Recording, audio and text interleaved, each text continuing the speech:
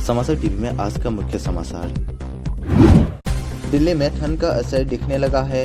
सुबह के समय हल्की ठंड हो रही है। वही मंगलवार को कोहरे और धुंध की चादर भी देखने को मिले। दिन भर मौसम धुंधला ही रहा। अधिकतम व न्यूनतम तापमान सामान्य से 2 डिग्री अधिक ही दर्ज हुआ। अब 15 नवंबर के बाद तापमान में गिरावट होने की उम्मीद है। उससे ठंड का एहसास ज्यादा होगा। रेलवे ने राजधानी दिल्ली जाने वाले यात्रियों की राह आसान कर दी है। आजमगढ़ से दिल्ली के लिए 18 नवंबर तक हर सोमवार को गरीब रथ स्पेशल ट्रेन का संचालन शुरू हो गया है। इस ट्रेन से दिल्ली के साथ साथ जौनपुर, शाहगंज, लखनऊ, बरेली और मुरादाबाद के यात्रियों को भी सहूलियत मिल रही है। जनसंपर्क अधिकारी अशोक कुमार ने बताया कि छठ पर्व को देखते हुए रेलवे ने ट्रेनों की संख्या बढ़ाई है। सदन में नेता प्रतिपक्ष और रायबरेली के सांसद राहुल गांधी मंगलवार को केंद्रीय योजनाओं को लेकर गंभीर दिखे। उन्होंने बसंत भवन में जिला विकास समन्वय एवं अनुश्रवण समिति की बैठक में डीएम को जल जीवन मिशन की पूरी हो चुकी करीब 410 करोड़ की 182 परियोजनाओं की गुणवत्ता के जांच के निर्देश दिए। कहा कि जांच कमेटी में विधायकों को भी शामिल किया जाए। महाराष्ट्र में होने वाले विधानसभा चुनाव में 15 दिनों से भी कम का समय शेष रह गया है, जिसको लेकर राजनीतिक पार्टियां अपने अपने समीकरण को मजबूत करने में लगी है। दूसरी ओर कांग्रेस ने मंगलवार को उत्तर कोल्हापुर विधानसभा क्षेत्र में अपने आधिकारिक उम्मीदवार मधुरिमा राजे छत्रपति द्वारा अंतिम समय में अपना नामांकन वापस लेने के एक दिन बाद निर्दलीय उम्मीदवार राजेश लाटकर को समर्थन देने का ऐलान किया है। बता दें कि राजेश लाटकर ने कोल्हापुर से टिकट न मिलने पर कांग्रेस से नाराज होकर निर्दलीय उम्मीदवार के तौर पर नामांकन किया था। उड़ीसा के पुरी में जगन्नाथ मंदिर की बाहरी दीवार मेघनाथ पसेरी पर दरारों को लेकर सत्तारूढ़ भाजपा और विपक्षी बीजेपी के बीच वाकयुद्ध छिड़ गया है। सत्तारूढ़ भाजपा और उड़ीसा सरकार ने दावा किया कि पिछले बीजेपी सरकार की तरफ से हेरिटेज कॉरिडोर परियोजना के दौरान किए गए निर्माण कार्यों के कारण दरारें आई है। चंद्रयान 3 की सफलता के बाद केंद्र सरकार ने अब स्वास्थ्य क्षेत्र में भारतीय वैज्ञानिकों को नया टास्क सौंपा है, जो दुनिया में पहले कभी किसी ने नहीं किया हो। वो अब भारत इस टास्क के जरिए पूरा करेगा, यानी जिन बीमारियों का इलाज कोई नहीं ढूंढ पाया उसे भारतीय वैज्ञानिक ढूंढेंगे। इसके लिए सरकार ने विश्व में प्रथम चुनौती लक्ष्य भी तय किया है, जिसकी जिम्मेदारी नई दिल्ली स्थित भारतीय आयुर्विज्ञान अनुसंधान केंद्र को सौंपी है। भारतीय अंतरिक्ष सम्मेलन को संबोधित करते हुए इसरो प्रमुख एस सोमनाथ ने अंतरिक्ष उद्योग में निवेश पर चिंता व्यक्त की। उन्होंने कहा कि वैश्विक बाजार में भारतीय अंतरिक्ष अर्थव्यवस्था की हिस्सेदारी बहुत कम है और अगली पीढ़ी को इस क्षेत्र में आने के लिए प्रोत्साहित करने की आवश्यकता है। इसके साथ ही उन्होंने कहा कि भारत को 2047 तक अंतरिक्ष शक्ति बनाने के लिए बड़े कारोबारियों को इस क्षेत्र में निवेश करने की जरूरत है। भारतीय सेना के पूर्वी कमान के प्रमुख लेफ्टिनेंट जनरल रामचंद्र तिवारी ने मंगलवार को कहा कि युद्ध में ड्रोन काफी असरदार साबित हो रही है। भारतीय सेना अपनी इकाइयों और संरचनाओं को अत्याधुनिक ड्रोनों से और अधिक सशक्त करने की तैयारी कर रही है।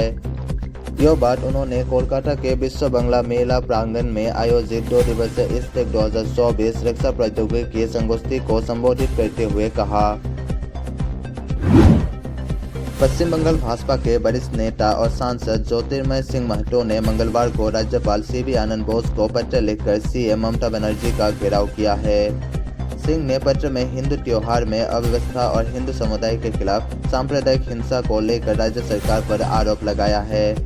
हालांकि भाजपा के इस आरोप पर टीएमसी ने पलटवार करते हुए भाजपा पर सांप्रदायिक विवाद फैलाने का आरोप लगाया है। मुख्यमंत्री योगी आदित्यनाथ ने लोक गायिका पद्म भूषण शारदा सिन्हा जी के निधन पर शोक व्यक्त किया।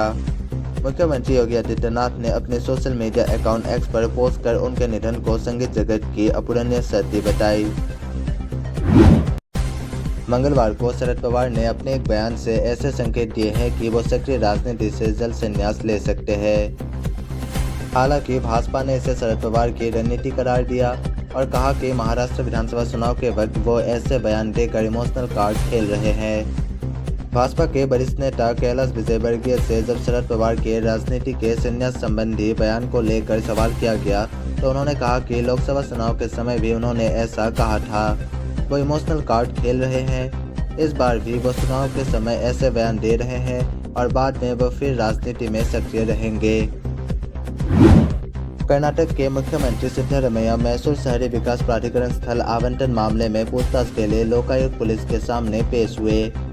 लोकायुक्त पुलिस के प्राथमिकी में आरोपी संख्या 1 के रूप में नामित मुख्यमंत्री पर MUDA द्वारा उनकी पत्नी पार्वती BM को 14 जगहों का आवंटन किए जाने में अनियमितताओं का आरोप है। 25 अक्टूबर को उनकी पत्नी से पूछताछ की गई थी, जिन्हें आरोपी संख्या 2 बनाया गया है। महाराष्ट्र में विधानसभा चुनाव 20 नवंबर को होने हैं। सिल्लोड विधानसभा क्षेत्र महाराष्ट्र विधानसभा के 288 निर्वाचन क्षेत्रों में से एक है। ऐसे में यहाँ सियासी पारा चरम पर है। छत्रपति संभाजी नगर के इस सीट पर शिवसेना की ओर से अब्दुल सत्तार को उतारा गया है। हालांकि स्थानीय भाजपा इकाई ने राज्य पार्टी को जानकारी दे दी है कि वो सत्तार के लिए प्रचार नहीं करेंगे। मिजोरम में 12 सदस्यीय शिमलुंग हिल्स काउंसिल चुनाव का परिणाम सामने आ गया है। यहाँ सत्तारूढ़ जोरम पीपल्स मूवमेंट और हमार पीपल्स कन्वेंशन SPC गठबंधन को शिकस्त देते हुए मुख्य विपक्षी दल मिजो नेशनल फ्रंट और हमार पीपल्स कन्वेंशन रिफॉर्म ने SSC चुनाव में जीत दर्ज की है। भारतीय जनता पार्टी के नेता प्रियंका पांडे की कार पर हुए हमले पर सियासत गहराती जा रही है। अब सच्चाई की तह तक जाने के लिए राष्ट्रीय जांच एजेंसी ANI ने इस मामले को अपने हाथ में ले लिया है। बता दें कि क्रूड बम सहित घातक हथियारों से लैस 50 से अधिक लोगों के एक समूह ने 28 अगस्त को भाजपा नेता की कार पर हमला कर दिया था। इस हमले में चालक रवि वर्मा और पांडे के सहयोगी रवि सिंह को गोली लगी थी। बहराइच में मूर्ति विसर्जन के दौरान हुई हिंसा के बाद जारी ध्वस्तीकरण नोटिसों को चुनौती देने वाले जनहित याचिका पर इलाहाबाद हाईकोर्ट की लखनऊ पीठ में बुधवार को सुनवाई के दौरान कोर्ट ने राज्य सरकार को मौखिक निर्देश दिए कि फिलहाल ऐसी कोई कार्रवाई न करे जो कानून सम्मत न हो। उधर सरकारी वकीलों ने भी कानून सम्मत कार्रवाई करने का आश्वासन दिया। सीतापुर के अटरिया इलाके के मनवा अटरोली मार्ग पर मंगलवार देर रात मनवा गांव के पास एक ट्रैक्टर ट्रॉली ने बाइक को टक्कर मार दी। बाइक पर 3 युवक सवार थे। इसमें एक की मौके पर ही मौत हो गई, वहीं 2 गंभीर रूप से घायल हो गए। पुलिस ने सबको पोस्टमार्टम के लिए भेज दिया है। दिल्ली के नेहरू विहार में रात करीब 8:30 बजे कुछ लड़कों ने 16 वर्षीय एक लड़के की चाकू घोंपकर हत्या कर दी। चाकू लगने के कारण घायल हुए नाबालिग लड़के को अस्पताल में भर्ती कराया गया था, जहां डॉक्टरों ने उसे मृत घोषित कर दिया। दयालपुर थाने में मामला दर्ज किया गया है और पुलिस ने जांच शुरू कर दी है। हिमाचल प्रदेश की राजधानी शिमला में मंगलवार को दिन भर धूप खिली रही। शाम को शहर में बादल छा जाने से मौसम में ठंडक बढ़ गई।